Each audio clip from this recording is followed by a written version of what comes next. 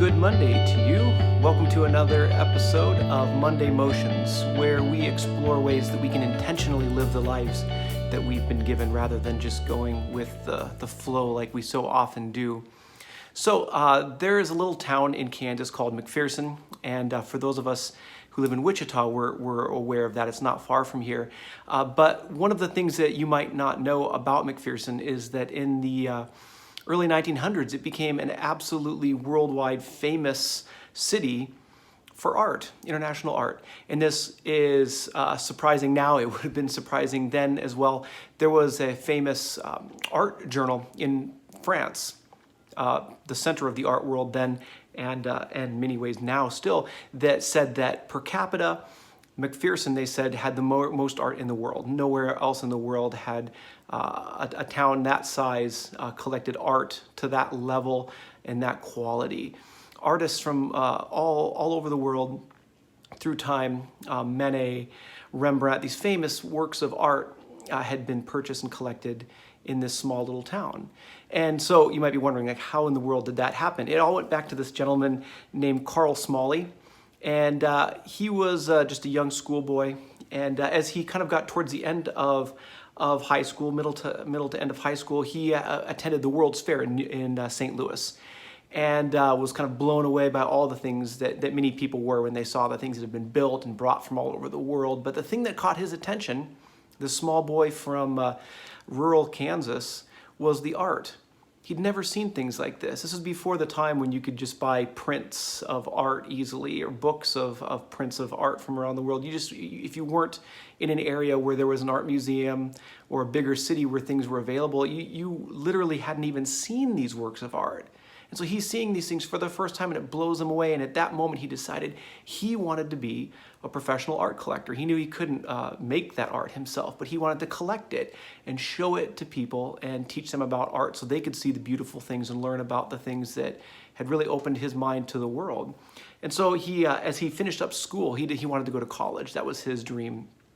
He was going to go off, study art, study business, and be able to do this thing, this dream, achieve this dream that he had had since for years now. But sadly for him, his father had different plans. His father was the owner of a very successful seed store in McPherson, Kansas. And he told his son, "You're not going to college. You're going to help me run the store." And being a dutiful son, he went along with his father's plans, apparently, and that was it. So his dream was crushed. It was over. He wasn't going to be an art collector. He wasn't going to be able to do the things that he had wanted to do. But something happened. While he's working in the store with his father, running this seed company, selling seeds to the local farmers in central Kansas, he had an idea. He realized that he could actually send off and buy some of these prints from bigger cities. And so he started saving his money and sending off for prints of famous works of art and having them shipped into his home and collecting these things. And he asked his father one day, he's like, "Hey, can I put some of these up in the store?" And his father, I guess, was like, "Whatever, do what you want." And so he started hanging these pictures in this seed store, in the little cracks and crevices in this store between these big barrels of seeds and boxes of seeds. He hangs these things up, and people start coming to the store, and they're buying the seeds, but they're like, "Wow, these pictures are beautiful. What are these?" And he explains to them while they're looking at the seeds, "Well, this is a picture by this guy named Rembrandt, and here's why that's fascinating, because of this and that." Like, wow, we never studied this in school. I've never even heard about this guy. This is amazing.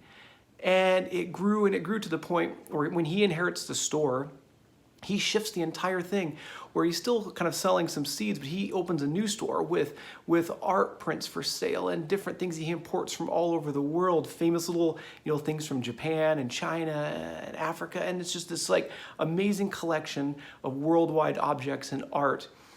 And the people in McPherson love it. They're like, "This is so great. There's this little bit of culture that you don't usually get in a rural community, especially at that time." And they loved it. They would go there on dates. They would go there to buy nice things for their homes and art prints. And this guy becomes famous as an art expert. He has no training in art. He hasn't been to college. But yet through his just tenacity and drive to make his dream happen in whatever way it can, even if his original dream was shattered, he was going to make it happen, and it started. There was a famous artist in Lindsberg, in Berger Sanson, who was a legitimate artist well known around the world, and he became friends with Smalley. And these crazy events happen where the love of art that Carl Smalley, and he's bringing the fame of this other local Kansas artist who'd emigrated from Scandinavia years back. The art community starts to grow in Little McPherson, and it just suddenly takes off like this fever. And they had this idea in the local school. They said, you know, what if we raised money? All these kids went out and like scrimped and saved their pennies and nickels and dimes, and we had sold these raffle tickets, whatever, to have people come in and view artwork. We could borrow artwork from this guy Berger Sanson and other people. People could come in and pay to see this art and learn about it, and we could use that money to actually buy real art. And that's how it began. And the school, kind of fever at the school just took off. All these kids are saving their money, and they're so proud at the end of every year when the senior class can scrimp and save their money, and they've been able to purchase a tiny little picture by Rembrandt or something that cost quite a bit of money, but it wasn't like some huge thing. And it became so famous that art dealers would give these schools deals on their art. They're like, hey, we'll kind of give you a little better deal because we know about you. And their art collection grew and grew. Every year they had this exhibition at the school. People from all over the state and even further would come to view works of art, original works of art they could never have access to, all because of the dream of this man, Carl. And the little town of McPherson became known worldwide as a center for art, all because Carl Smalley was willing to keep going tenaciously when his dream had been crushed. He could have just given up. He could have just kind of fallen into the life that his family wanted for him, and he probably would have been happy, but he wouldn't have achieved the things that he really wanted. And the only way that was going to happen is if he was willing to put down his roots into the cracks of the life that he had, the tiny little spaces, literally to hang art between boxes and barrels of seeds. And his dream happened in a way he could have never expected. And yet it still happened when he was willing to put his roots down and grow in the cracks like a flower or piece of grass growing through cement, growing through concrete. In the Bible, there are so many stories that I think can connect with this, but the one that really hits me the most is the story of Joseph. As his life just falls apart completely, ends up in Egypt, and even when he gains a little bit of success, and he's successful in Potiphar's house, running his household as like the top slave, it falls apart then, ends up in jail, and doesn't give up even in jail. He's willing to just faithfully live the life and follow God in a way that nothing can stop, because he's not willing to give up when his dream is crushed. He grows in the cracks. He is like little pieces of grass growing through the cement, and that's what Carl did. And I think the challenge for us so often in life is that we have dreams, we have plans, and life doesn't usually let those happen as easily as we would like them to or expect them to. And sometimes they're taken away completely. Someone who wants to have an athletic career and is in a car accident and loses the movement in their legs. I mean, there's literally no way they're going to be an athlete the way they planned. But what if they were willing to tenaciously still grow it in the cracks of their life? And what kind of things could happen? There's just story after story after story of people that kind of blow our mind, because we give up so easily, right? We're knocked down by a breeze, and yet these people just won't quit. And as we've been talking about putting down our roots, it forces us to be realistic about our lives, doesn't it? And yet that realism doesn't have to be pessimism. Joseph was realistic, but he was not pessimistic, was he? Carl Smalley was realistic. He was not pessimistic. And oftentimes we mistake our pessimism for realism, when reality is that we could do so much more if we were willing to be optimistic and just drive forward into those tiny spaces in our life and believe that God has good plans for us. And that when we've lost things, when we've been redirected, when we've been knocked down, the Bible says a righteous man falls 7 times but gets back up. But the unrighteousness falls by the road and stays there. And essentially what it's saying is this: righteousness and unrighteousness are not necessarily defined by making mistakes and falling down. We all fall. We all sin. Life knocks all of us down.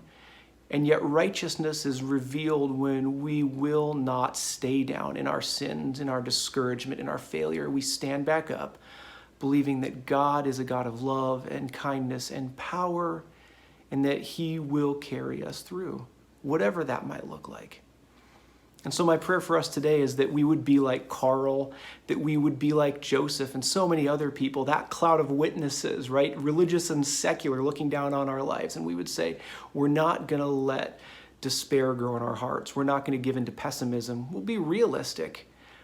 Carl couldn't be a professional art critic, an art collector, and yet he became one in his own way. And McPherson, the small town, was blessed because of that. And may your life, when you're willing to put down your roots, to be tenacious, to be optimistic, to risk failure and stand back up in failure 7 times. In the Bible, 7 means perfection. I mean, you fall perfectly. 7 times you're falling all the time, and yet you get back up.